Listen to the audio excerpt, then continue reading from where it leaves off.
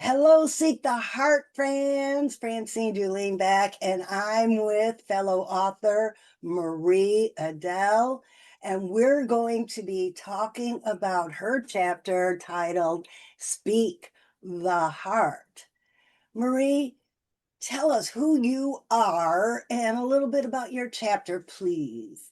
Yeah. So, hi, everybody. I'm Marie Adele, and I am going into my 26th year of teaching, and I'm a mom, I am a wife, and I am a person who is on a journey to be able to be the best me that I can be and, be able to help other families do the same for themselves. Okay, so what prompted you to write this chapter that you wrote? Seek Speak the Heart. So Yeah. I'd love to hear more about that since I am a speaker. What makes you want to speak your heart? Yeah. So the experience that I wrote about was my very earliest memory that I have as a child. I was about 2 years old, and it was an experience. And I would like to preface all of this by saying that I truly believe we all do the best that we can do with the tools that we have. And so, even though it is a difficult experience to relay and to share, I feel like all of those things make us who we are today. And I probably would not be the passionate child advocate that I am. Who knows, right? I just know that our experiences shape us. And my parents did the best with the tools that they had. They did what they thought that they needed to do to be able to shape us and form us in the ways that they did. And we get to do the same thing. We get to do the research, find the tools, get what we need to get in order to be able to parent our children and parent ourselves, really, because that's what we're doing. We're reparenting ourselves in order to be able to kind of share that wisdom, with future generations so that they can move forward in knowledge and wisdom and be able to do what they need to do to raise their children, to heal themselves in ways that they maybe knew or didn't know that they ever needed. That is so beautiful because my whole children's program is based on that. We grow up and are programmed with these limiting beliefs all the way up to about age 7, 8, and then they just get deepened and repurposed throughout our life until as adults we need to reprogram. And it's not our parents' fault. They did the best they could with what they had, but wouldn't it be great if we could raise strong and confident kids today so we don't have to fix broken adults later? And from what I'm hearing from you, you're trying to give parents those tools to do just that. So, would you like to tell us a little bit about what you do? Yeah. So, um, I first of all, I want to address what you just said, because that is the point. We're always here to grow and evolve, and we're perfect, whole, and complete already. We are not, broken. Nobody is ever broken. We may feel like we are, and at the same time, we're not. We're made in a divine image. There's nothing wrong with us. And I feel like as we grow and we get those messages that who you are is not good enough, we take those on as our own rather than understanding that they came from that other person. That's that other person's limiting beliefs, not ours, right? And so, really being able to, it's not a matter of fixing ourselves, it's a matter of remembering who we are. So I think of it like my daughter, she had this kit one time that I got for her, and it was this block of uh, plaster or something like that. And then there's this little, chisel and hammer, and she would hammer away at it for a while, and then like out would pop a gem. And I think of it like that, right? So like we're revealing all of that hidden treasure that we already have inside of us. We've just decided to bury it for so long. And so, it's really being able to, to bring our that treasure back out. Like it's already there. It's just re-remembering that it's there. It's like, oh, the map. Where's the map? Oh, let's follow the directions on the map. Like, oh yeah, there I am, right? So that's essentially what I do with families. I, work with a lot of moms in particular. I've worked with some dads as well too. I work with a lot of moms and really peeling back those layers and, helping them to rediscover themselves and to release all of that, shame and guilt and blame that they pile on top of themselves, and, be the best them that they can be, so that, they can like let their children know it's okay, number one, to be human. We all make mistakes. It's okay to apologize when we make mistakes, and it's okay to repair and move forward. And you are great exactly as you are, right? That includes the mom too. I worked with a family one time. The mom, she believed that happiness was possible for her children. She did not believe that happiness was possible for herself any longer. And so it's those kinds of things that it's like, well, wait a minute. Let's examine those beliefs. Let's get curious. Let's figure out what's going on and really be able to, move forward. And what does that look like? Who will I be? Who am I, in this rediscovering? And will I be a person that I like? Will I be a person that someone else will like? Those kinds of things. And just learning how to trust that we are enough. We are, exactly as we're meant to be. And the more we be, the more that we're able to do all of the things that we ever wanted to do. I love that you address that we are exactly what we are supposed to be. Yeah. And it took me, I'm 60 years old, almost 61, and it took me into my late 50s to realize that I lost the battle with fertility. I'm not a mother. Yeah. However, I was led to start this children's program. You want to talk about limiting beliefs there. Yeah. And then I discovered that not having children was just part of my process. It was part of what I needed to experience. Because if I had children, I would have been on a whole different path.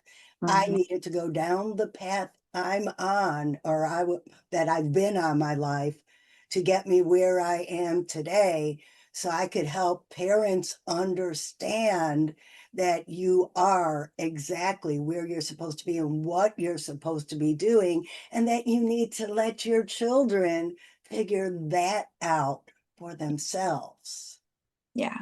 Yeah. By allowing yourself to be, then you can allow your children to be, and you can watch that journey unfold instead of holding on so tightly or trying to control, all of those things, because nobody wants to be controlled.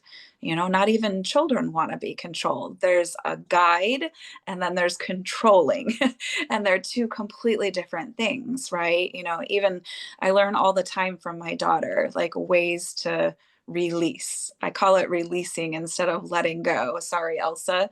And at the same time, it's a much kinder, gentler version of letting go. I feel like, we're like, okay, like release, right? So, and it's that same exhale, that you can give when it comes to your kids. Like, they're not our property.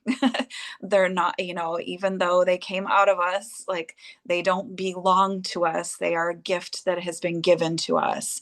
And, we're here to provide the best environment that we can to let them be as much as they possibly can be. And I give my mom a lot of credit for that.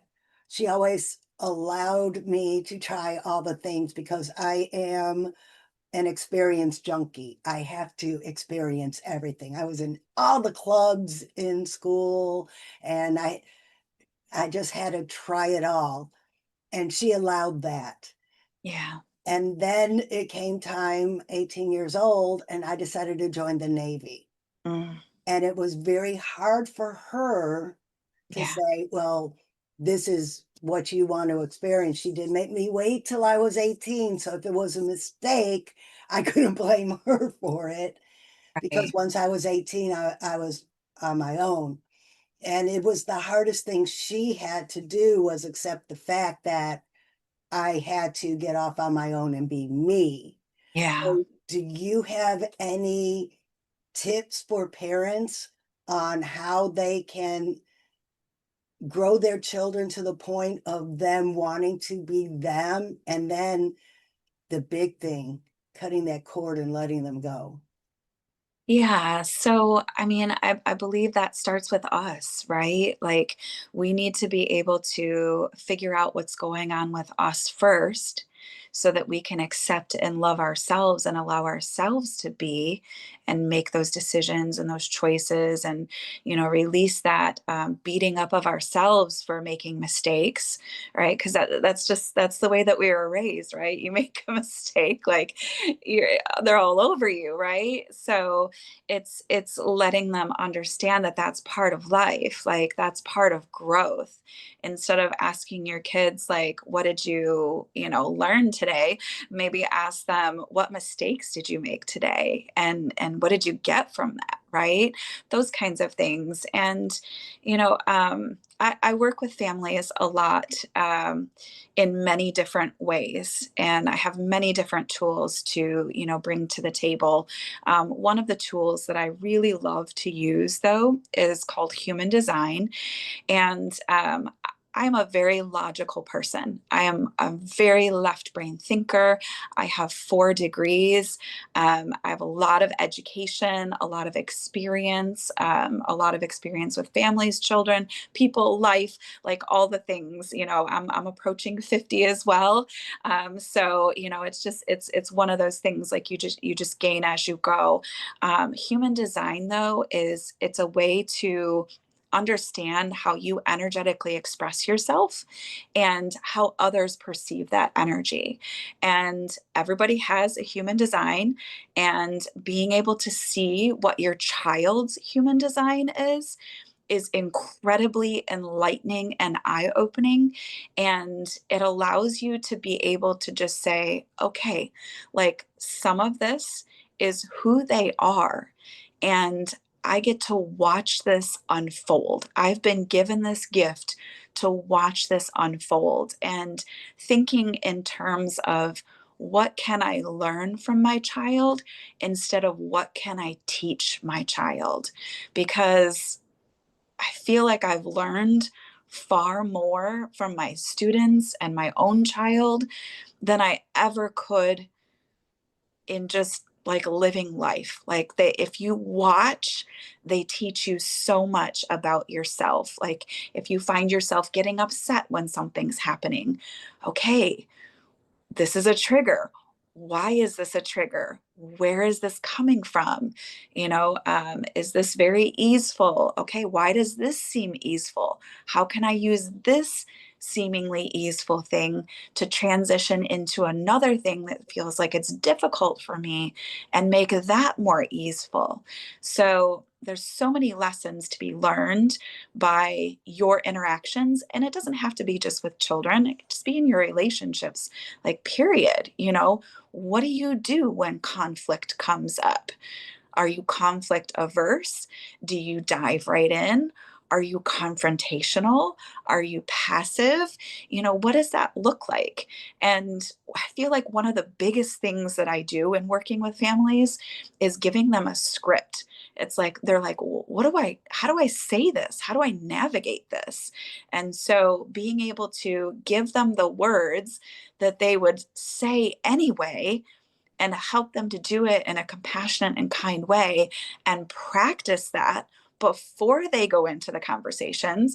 Most people just like have a conversation. They don't realize they could actually practice that conversation before they go in and maybe anticipate like several different ways that someone else would come at the conversation. Like, okay, so you've had this argument, seems like something that is coming up over and over again in your relationship. So you know what are the things that you've argued about, and what are the rebuttals, like what are the responses always around, and being able to craft something that comes from true vulnerability, true love, true empathy, true openness, and have that conversation with that other person and just really watch what blossoms from it.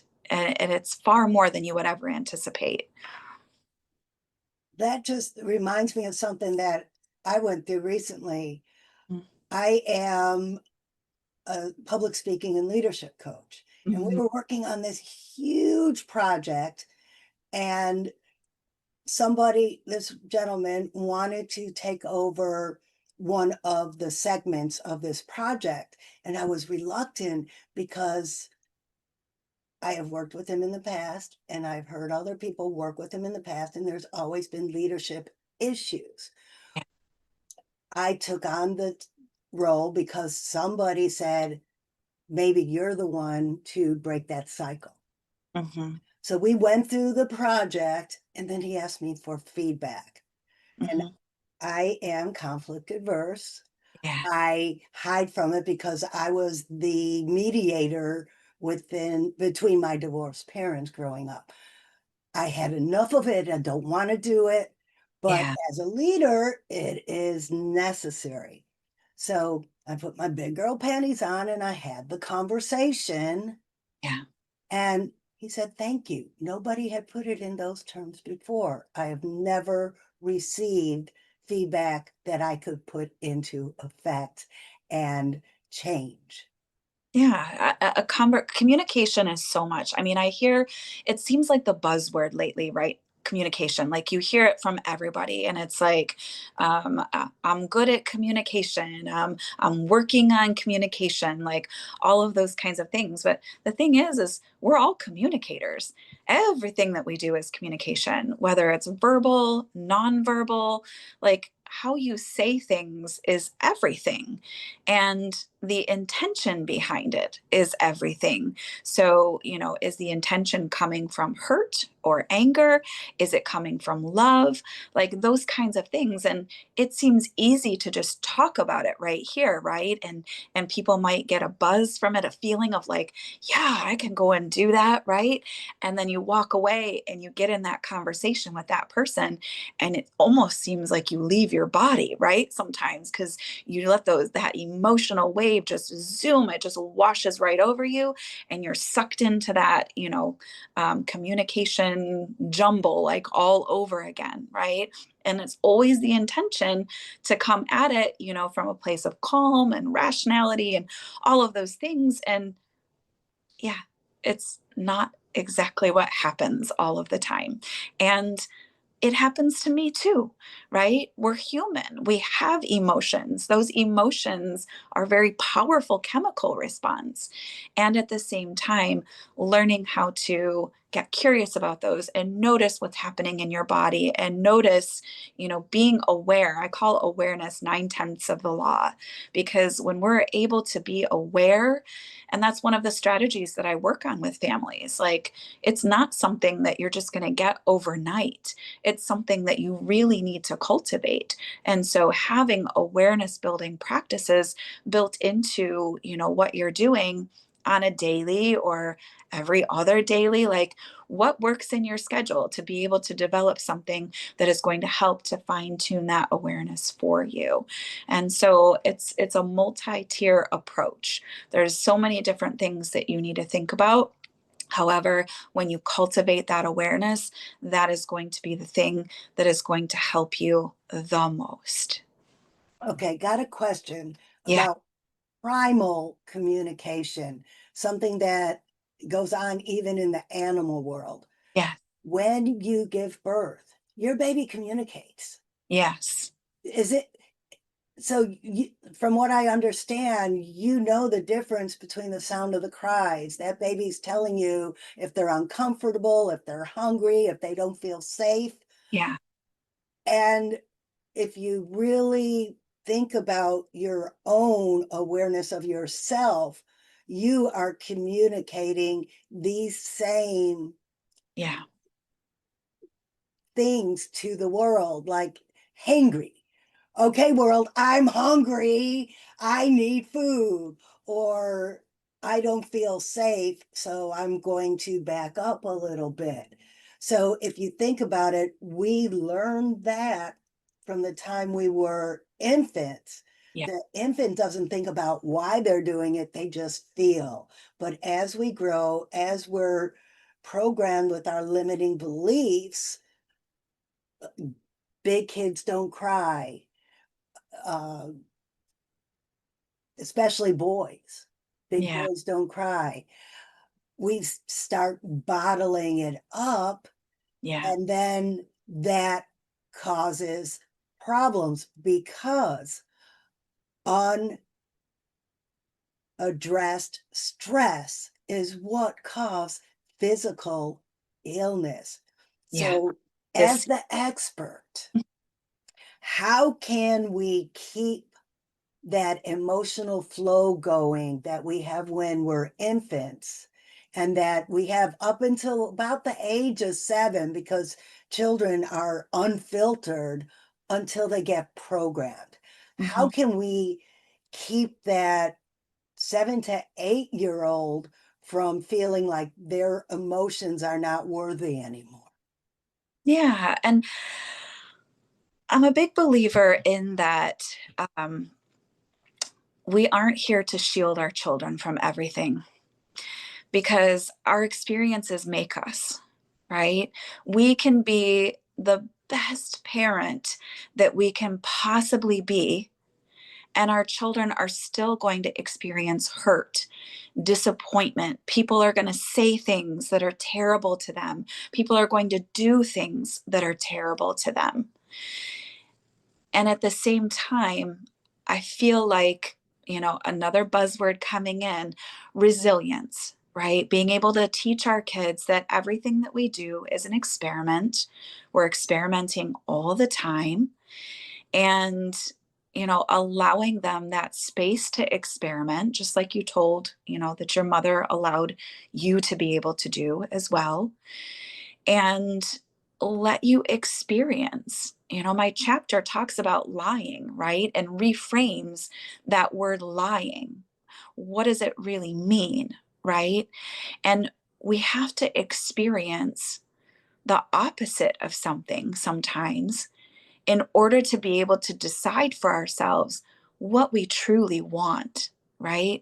We can have one experience in life, or we can have multiple experiences in life that finally lead us to a lesson that we need to learn. And then we're able to mitigate that cycle and release it and move in the direction of what we desire instead. So, instead of thinking about how can we preserve that or how can we keep that, I would reframe it in a way that we're giving our kids the tools to be able to look at anything that comes their way with an outlook of like, I can do this. Yes, this was hard.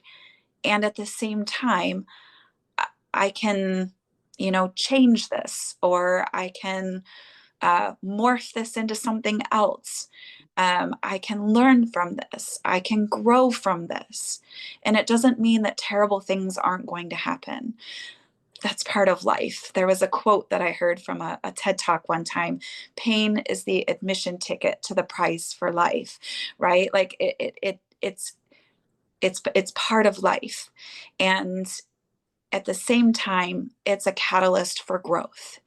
And so, yes, we want to be able to offer our children a safety bubble in a way, to grow and learn and learn how to, you know, accept things that happen and move through them with grace. And at the same time, we're human. We're not always going to move in grace. It's just not humanity, right? Um, we can only do and be as we do and be. Be and do, right? I say be, do, and have. We be who we are so we can have the things that we desire, so that we can do the things that we want, right? So yeah, and I think that, you know, when we look at it that way, I really feel that, um, you know, we're here to be that guide, and at the same time, we cannot protect them. We cannot preserve that perfection, because there's opposites of where I've heard from clients that they felt very protected and very safe and very loved growing up. And then something happened to them when they went away out in the world, and it shattered them. They felt shattered because that perfect fantasy bubble, it wasn't what it was, you know, what they thought that it would be like this was their sheltered life, and then they got out into the real world and things happen. So yeah, I feel like that's the key to it all, so to speak. Okay, there's something here I'd like to unpack. Yeah.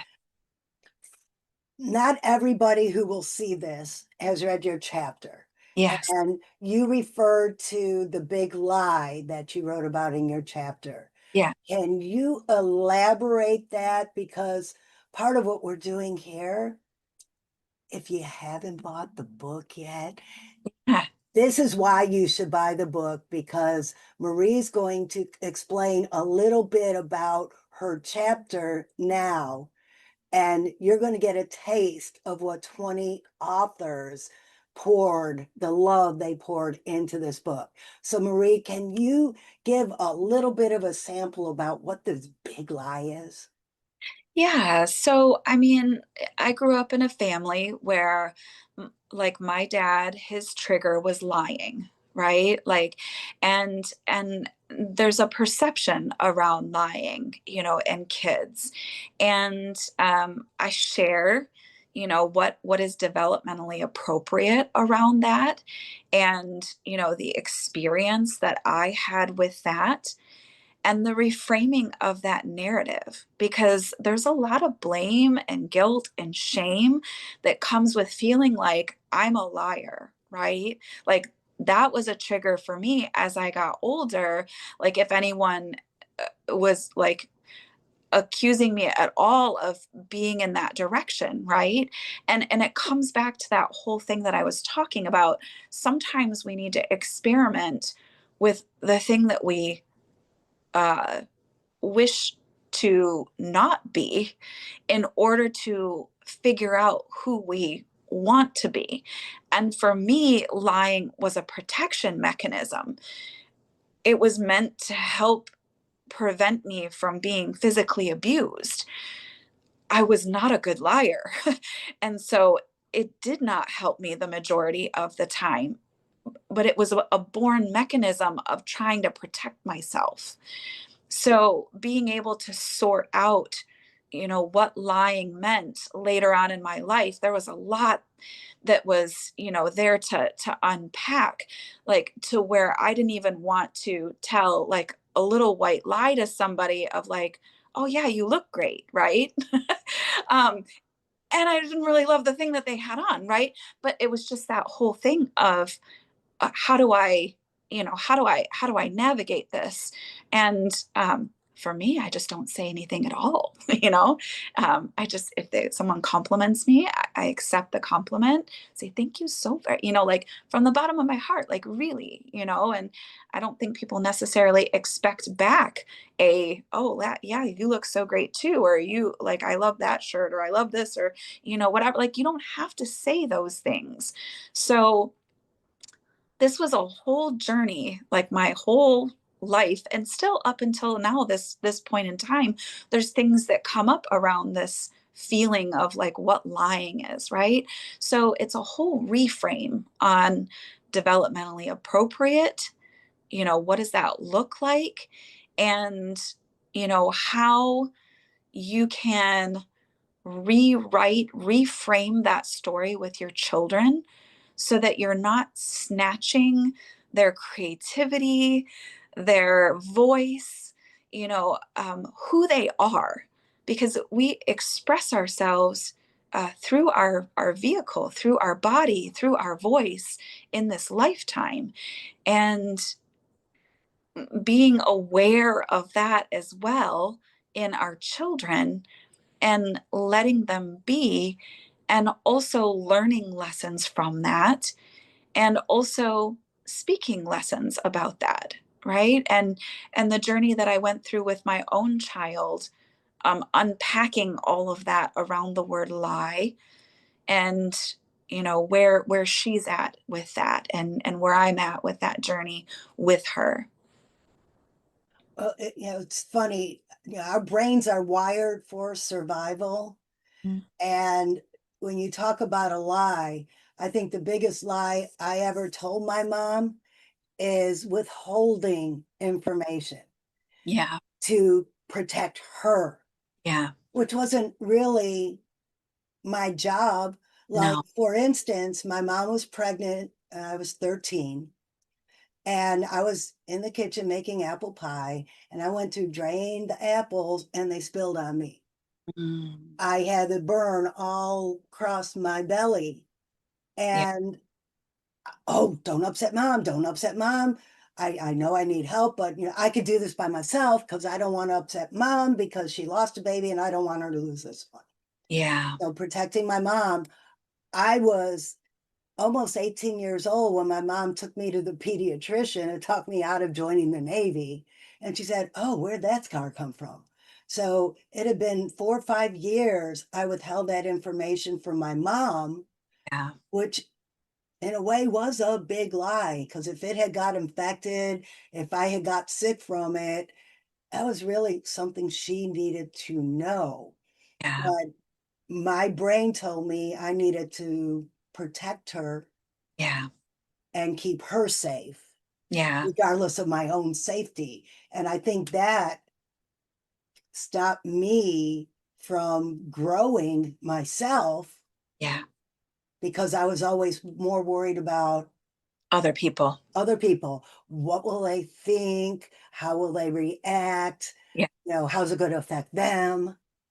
yeah, yeah. And like I've been in that situation too, not me personally with that whole like hurting, but my daughter has hurt herself many times.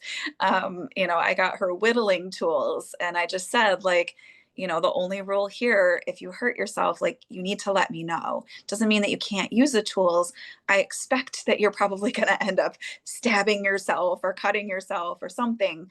You just need to let me know, right? And so it's opening that conversation of like, this may happen.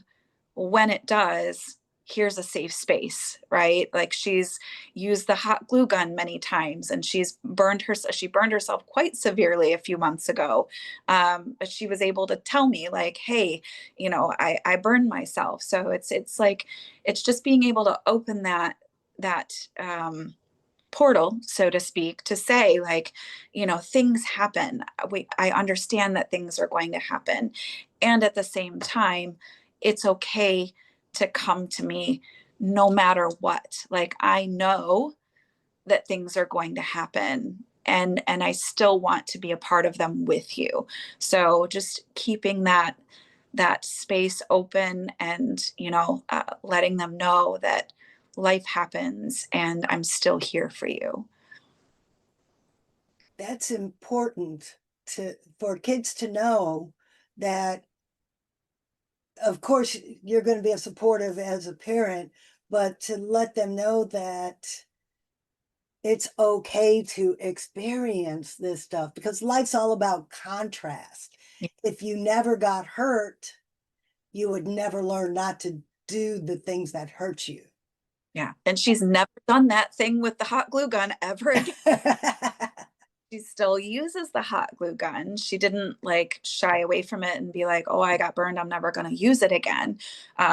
She hasn't poked herself or, cut herself with the whittling tools and said, I'm never going to do it again. Right. Like she knows that if she wants to get good at this thing or, understand it, how to use things, then she needs to be able to, um, you know, make mistakes. Speak the Heart fans. I'm going to let Marie tell you how you could get in her orbit, how you could find out more about what she does, or maybe even get Marie's help. So, Marie, tell them how to contact you. Yeah, so I am word of mouth. I'm one of those things, and I keep busy with that. So you can find me on Facebook under Marie Adele. And another way also is to find me at Grow You with Marie on Instagram. And that's just the at and then grow, GROW, the letter U, grow you, and then with WITH, and then Marie, MARIE. So those are two great ways that you can get a hold of me. Or at Gmail, growuwithmarie@gmail.com. So those are three separate ways that you can get a hold of me.